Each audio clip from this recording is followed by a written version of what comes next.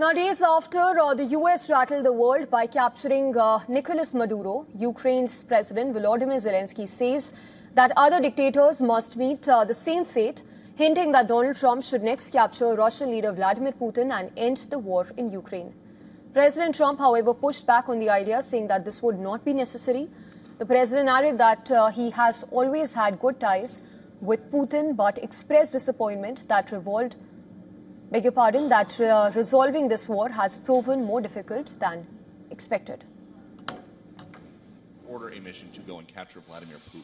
Well, I don't think it's going to be necessary. I think we're going to have I've always had a great relationship with him. I'm very disappointed. I settled 8 wars. I thought this would be in the middle of the pack, or maybe one of the easier ones. And I don't know if you know, Peter, the last month, they lost 31,000 people, many of them Russian soldiers, and the Russian economy is doing poorly. I think we're going to end up getting it settled. I wish we could have done it quicker. On the other hand, UK's Defence Secretary John Healey said that Putin must be stopped and that this war must end.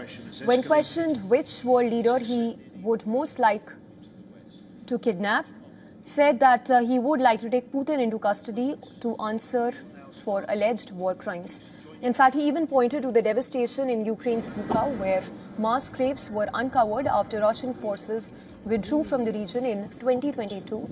Ukrainian prosecutors maintain that more than 1,400 civilians were killed in that district, which included dozens of children. The International Criminal Court has even issued an arrest warrant for Putin over the deportation of Ukrainian civilians, which included children, to Russia. Ukrainian and US envoys, along with coalition of Kiev's allies, have been meeting in Paris, working through the final disagreements in a US-backed peace framework. Under President Trump, Washington's role has shifted from Kiev's strongest backer to a power broker, pressing both the sides to compromise before taking a deal to Moscow.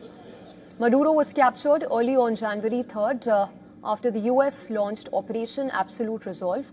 The Venezuelan president and his wife were eventually flown to New York and have since been jailed. More than 15,000 US troops took part in this operation, with CI team having been deployed on the ground since August last year. An asset close to Maduro tracked his movement and passed off the information to the US. Maduro was captured on charges of corruption and for running what Trump calls narco-terror. But questions loom, and that is, will President Trump launch such an operation against Vladimir Putin and imprison him?